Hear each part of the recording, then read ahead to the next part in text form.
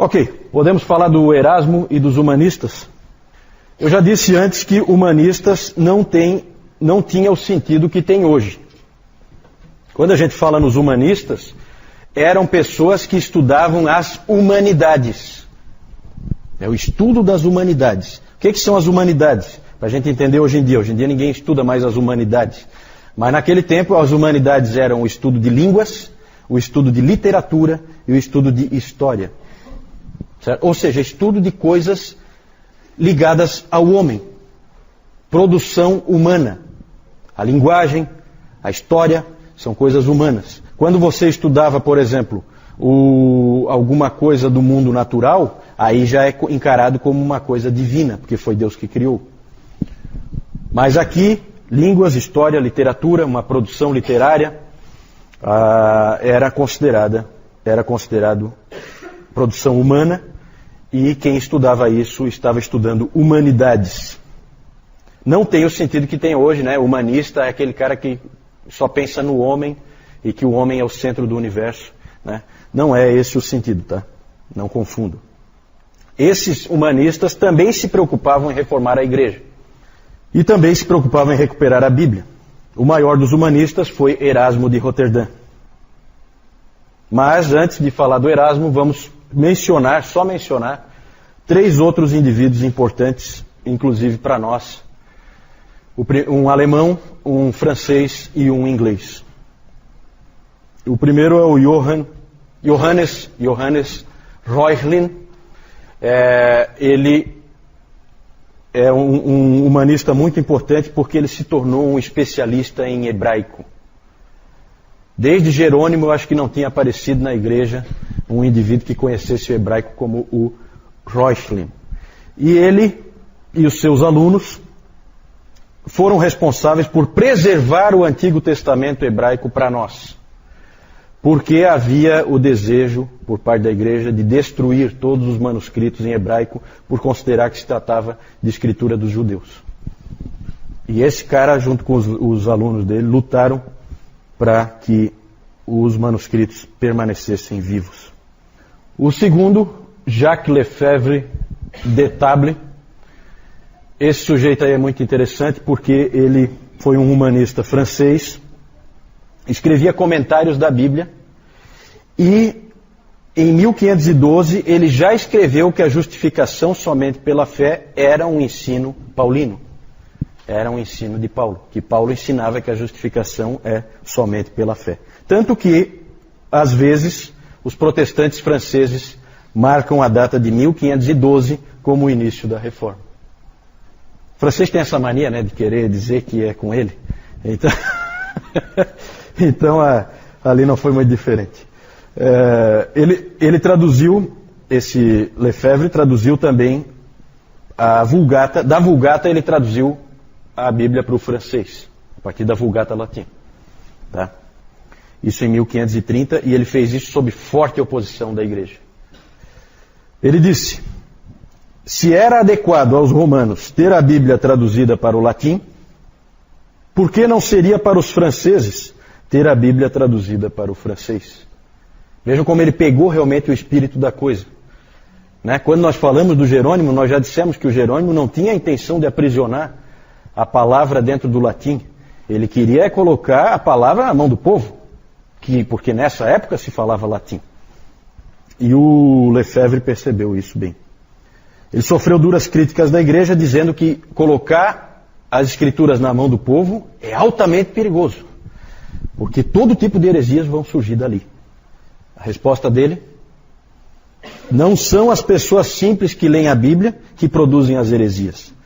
São os intelectuais que leem o latim que constroem cada uma delas. Que verdade, né? Não é o povo comum que produz heresias, é sempre um espertalhãozão lá de uma universidade ou de um seminário ou de um púlpito famoso que traz heresias à tona. Esse sujeito é muito interessante porque já como um senhor já muito idoso, já lá dos seus 80 anos, ele encontrou com o Calvino. O Calvino e o Farel foram lá encontrar com ele e foram muito influenciados por ele. Né? Tiveram provavelmente boas conversas entre irmãos. O Lefebvre já era um senhor idoso e os dois eram jovens, lá dos seus 20 e tantos anos, né? Vejam que ele nasceu em 1450, o Calvino só vai nascer em 1509. Então, quando Calvino nasceu, esse homem já tinha 60 anos. Então, era realmente dois jovens indo falar já com um ancião, né? John Colet, inglês, foi muito importante esse sujeito para fortalecer o estudo do grego. Ele disse uma frase, ele fez algumas palestras em Oxford, e lá ele disse o seguinte: sem o grego nós não somos nada. E aquilo tocou muita gente, inclusive o Erasmo. Certo? Então aí começa um retorno às línguas originais da palavra. Isso não é pouca coisa, tá, gente? A palavra nessa época estava aprisionada dentro da Vulgata Latina. Esse retorno é fundamental para que você tenha a sua Bíblia em português aí na mão hoje. Certo?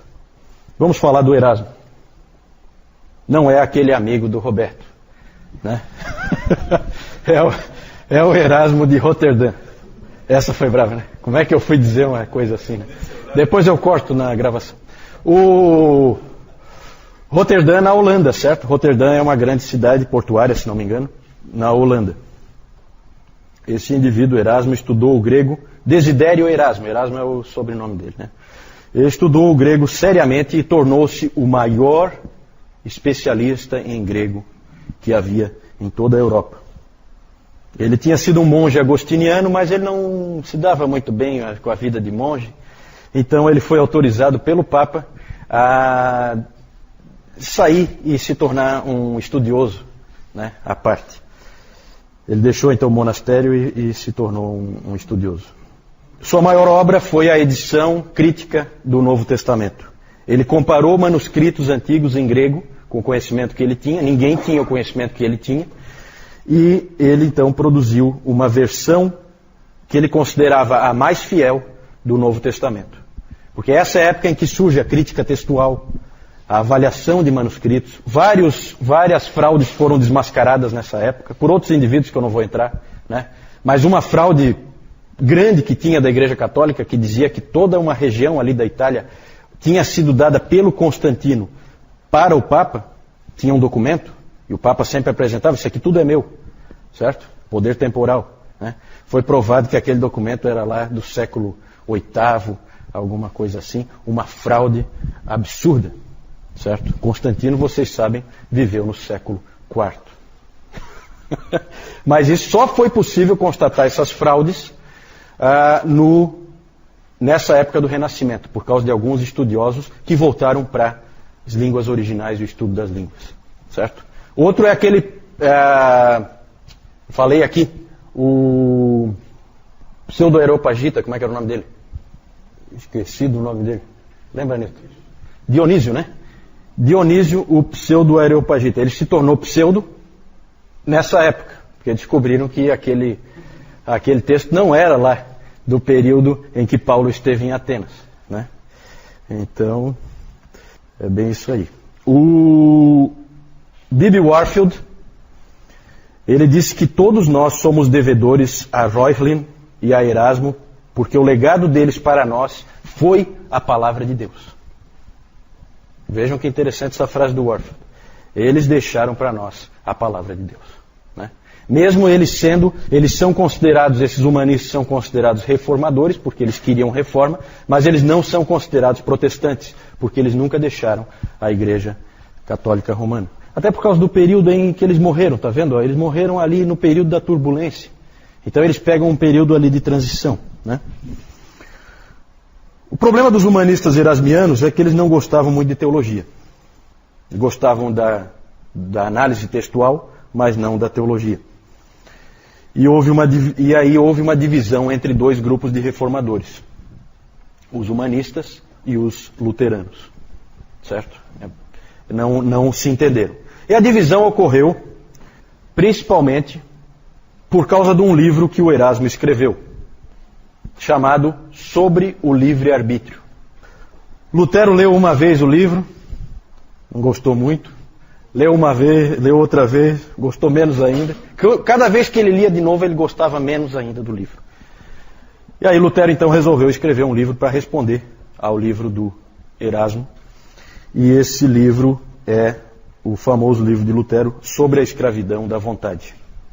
Sobre a escravidão da vontade, que nós temos um resumo, é só um resumo, porque esses indivíduos não escreviam livrinhos fininhos como esse aqui que eu estou mostrando, né? Mas nós temos um resumo, editora Fiel, Nascido Escravo, Martinho Lutero.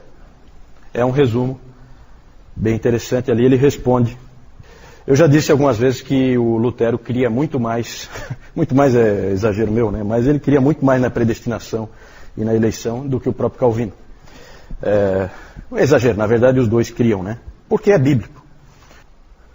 O Lutero admirava o estilo e a elegância do Erasmo, mas ele disse que estava atrás de substância e não de forma. E para ele aquele livro do Erasmo era um livro vazio. Houve uma grande discussão entre os dois, eles escreviam um para o outro, discutindo esse assunto. Mas o Erasmo não gostava de teologia, ele não queria discutir teologia, e ele não queria fazer afirmações contundentes. Aí o Lutero disse que não é cristão quem não gosta de fazer afirmações contundentes. Esse é o Lutero em ação, tá? Lutero é aquele indivíduo que, se tiver uma porta para arrombar, quem vai dar com os pés, pode ter certeza que é ele. Então ele é um indivíduo bem pitoresco, o Martinho Lutero. Entretanto, o Lutero ele agradecia ao Erasmo por ter focado no que é importante. E o que é importante é como que um homem é salvo e como que a graça de Deus é administrada. Então isso ele ficou contente porque o Erasmo não ficou discutindo coisas periféricas como papado, indulgências, coisas que são menos importantes. O mais importante o mais central é a graça de Deus, como que ela funciona.